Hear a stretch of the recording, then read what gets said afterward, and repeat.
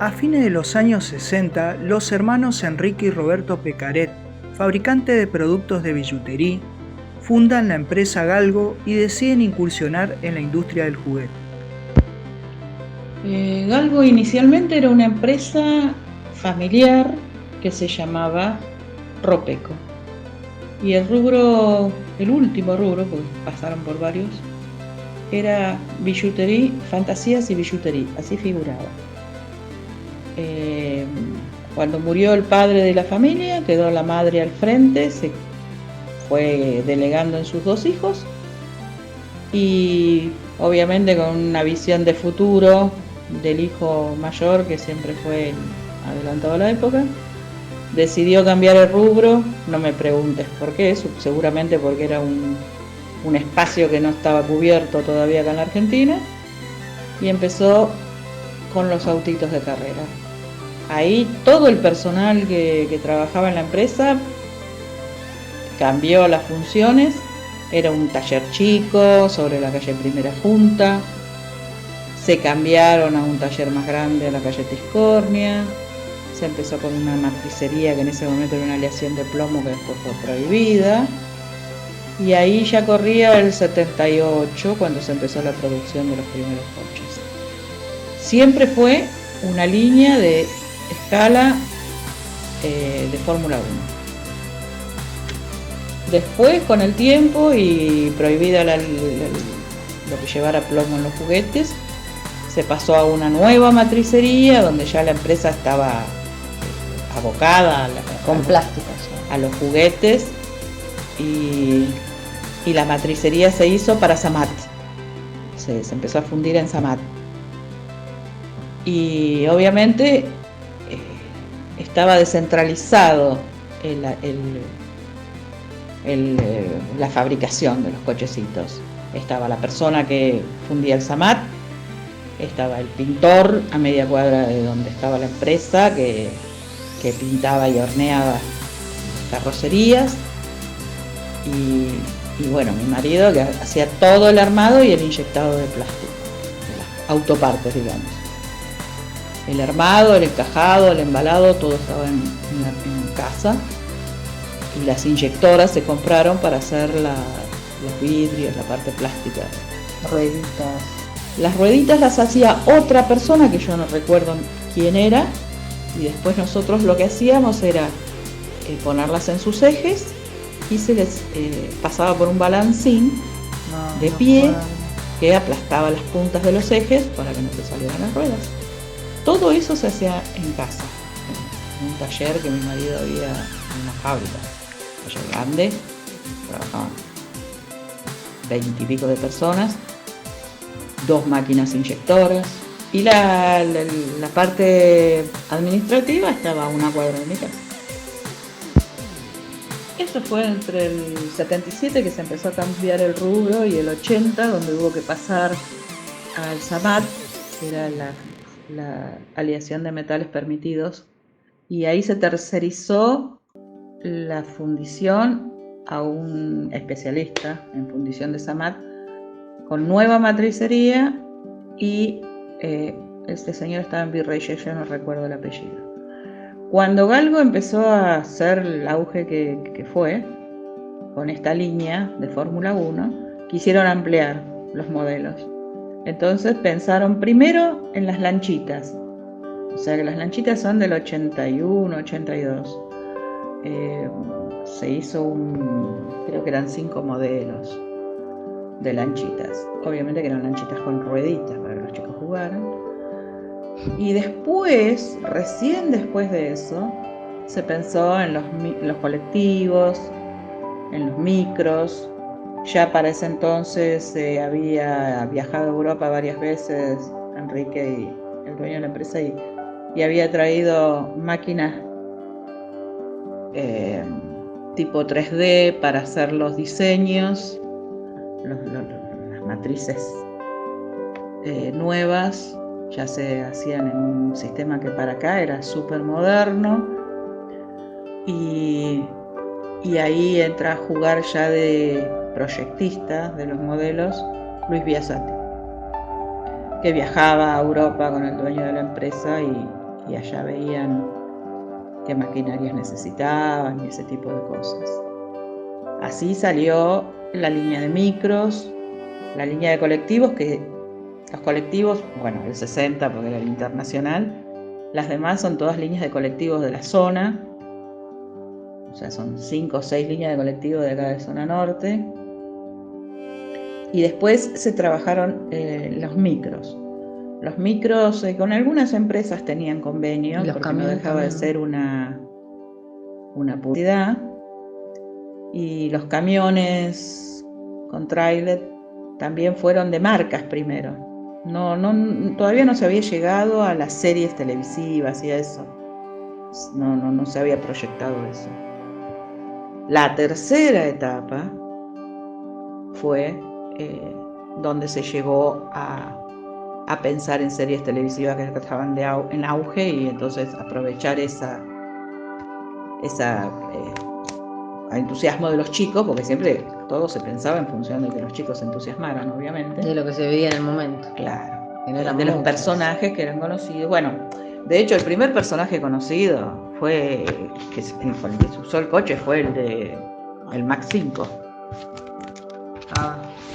Que como era un coche de carrera, se apuntó al modelo del Max 5 de Meteoro.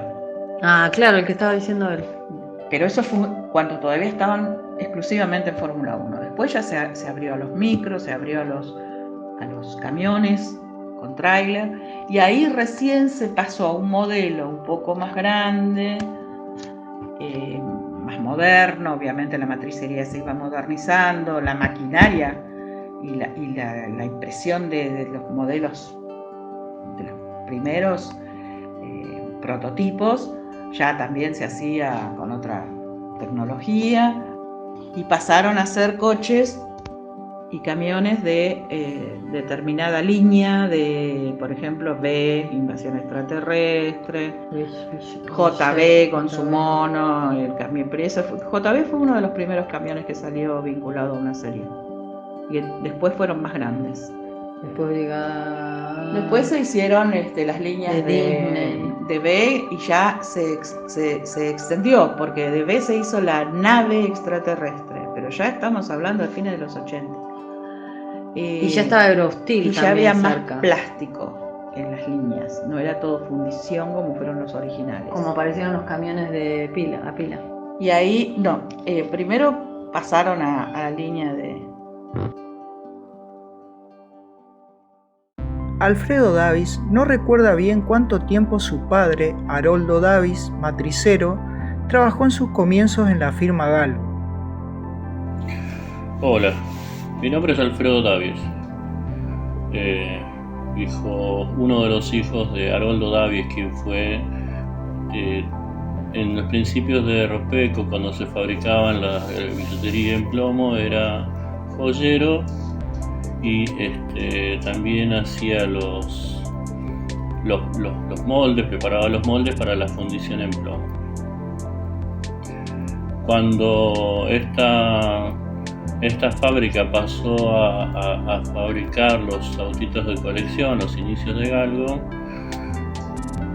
se usó el mismo material, el plomo, con el mismo método de las piezas de bisutería. Incluso había adornos, recuerdos que durante mucho tiempo se siguen vendiendo en centros turísticos con base de madera, con motivos gauchescos, de un horno de barro. Son todas copias de lo que alguna vez fabricó Ropeco dentro de esta línea de adornos y bisutería. Papá hizo participó en estos primeros números de Galgo, donde se copiaban los modelos de Matchbox principalmente, del 1 hasta el 16 creo. Hubo el 18, 19, hasta que se empezaron a hacer los números de Fórmula 1. Pero hubo un número, el número 17, que corresponde al auto de la serie cómic Meteoro de los años 70, no había ningún modelo para copiar. Entonces, con ayuda de revistas, en revistas había una publicación nacional, las Aventuras de Meteoro creo que se llamaba, mirando las revistas, con un poco de ayuda de mi hermano mayor, que era bastante hábil con los dibujos, entre él y papá, bueno, copiaban de estos dibujos para trasladarlo al prototipo en plomo del Mac 5. ¿Cómo se hacía? Bueno, con una base de un auto, mucha soldadura, mucha lima, limar y limar. A papá le quedaban los dedos negros de este polvillo de plomo, para darle forma al modelo que finalmente fue el número 17 de Galgo. Lamentablemente esas piezas no quedaron en nuestro poder, hace mucho éramos chicos, habré tenido otros 10 años, hoy tengo 54. Ese prototipo del Mac 5 lo vi pasar íntegramente en plomo, la carrocería, el chasis. Bueno, después vimos el resultado final de este modelo terminado, incluso le agregaron una M en plástico en el capó delantero. Pero bueno, ese es el secreto que nadie tenía del origen del Mac 5. Hay algunos informes en la web sobre estos primeros modelos de Galgo, pero donde mencionan que el Mac 5 fue el único auto que no fue copiado de Matchbox. Bueno, espero que les sirva este dato. A principios de los años 90, alguien que conocía el trabajo del padre Alfredo lo contacta para hacer una línea de autos de colección un poco más de calle. Así se encargó el diseño y adaptación de estos modelos de calle, cuya fabricación fue realizada en moldes de goma. La fábrica llamada Renault se instaló en Ituzaingó, donde vivía con su familia.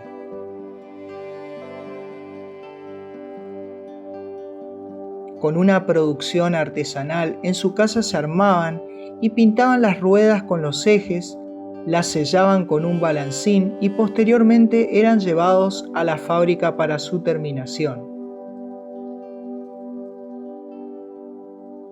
En esta fábrica su padre le enseñó el oficio de la fundición. Además de tener gran habilidad con sus manos, cuando llegó su padre a ser un hombre de avanzada edad, se dedicó a realizar trabajos de artesanía. Hacía magia con las latas de aerosol y aluminio. Un día, cuenta Alfredo, realizó un auto tipo Fórmula 1 con una lata, que hasta el día de hoy lo guarda como un tesoro en una caja decorada con calcomanías de época.